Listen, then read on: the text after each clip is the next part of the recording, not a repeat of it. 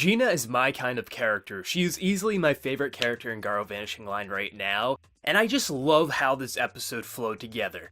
Because this was a very different style episode for any of the Garos, really, because this was a more of like a mob kind of spy infiltrate mission sort of episode, and I thought it functioned very, very well, because we get introduced to Gina, this very kind of like sexy spy sort of lady, who also has some sort of the Makai Knight's abilities, where you can see like she has some sort of the same magic or some sort of the same abilities, where you see with the shotgun and her loading it.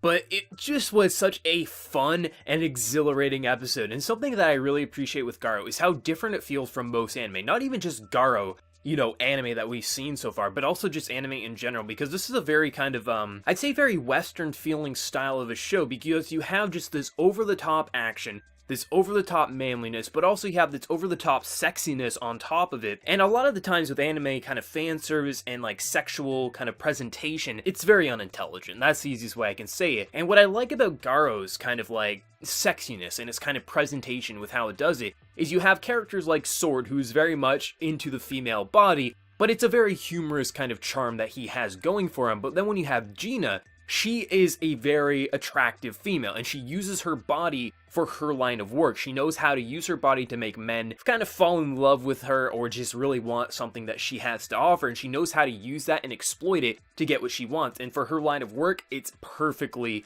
suited for that, which you typically see in spy movies when you have the very pretty female and she's kind of using her body to win over the guys so she can get the information or take them out. And I love how it was implemented in this episode, and she was just a very fun character who I hope we see a lot of. And Garo are generally two core anime, so I'm sure she'll pop up a few times here, but she was a blast of a character. Her design was awesome, but it was just this very like immediately you knew she was a bad bitch. Like, that's the easiest way you could say it. Like, you knew immediately, you saw the high heels going into the spy mission, she was kicking ass and taking names, and she knew how to play with other guys' emotions, and I thought it was awesome. But also, you know, Sword has a thing for her, but at the same time, she probably never will give Sword anything, but she like will pass off her tab to Sword. She knows how to get what she wants. And I thought it was a very fun episode, mainly because it didn't really feel like a horror. It was this possessed computer, which probably was a horror, but at the same time, it's hard to say. But this possessed computer that was feeding this mob boss this information in return for the mob boss feeding the computer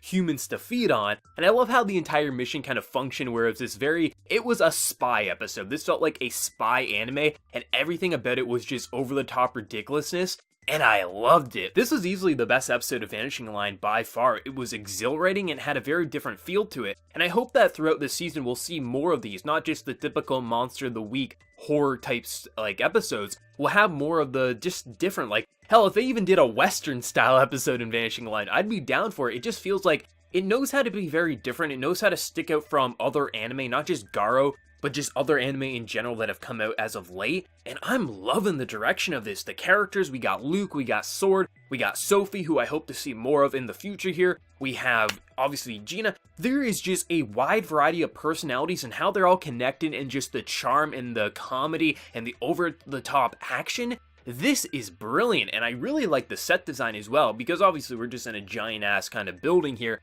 but I thought it felt very different from past episodes, and I really hope the scenic locations will also, just as the show goes on, feel very different and feel just very alive and kind of vibrant. But Gina honestly was just such a fun personality, a very different style character than we typically see in anime. We see this a lot in North America films and television series, but in terms of anime, I don't remember really seeing a character like her in quite a while, so I hope she's a reoccurring character. I know she is listed as a supporting character, but I want to see her pop in time and time again, because she is a blast and a breath of fresh air, and I just love this episode. Like, I leave Garo with a giant smile on my face, just full of adrenaline and just having a fun time. I think this show so far knows exactly what it needs to be, knows how to make that Garo format flow very, very well, but at the same time know how to bring in some very interesting characters, while also slowly kind of incorporating the main objective of this. We know Sword is after this person or this objective that slowly he's trying to figure out where it is, but also we know it's going to be very episodic and formulaic in that sense until we get to that final objective,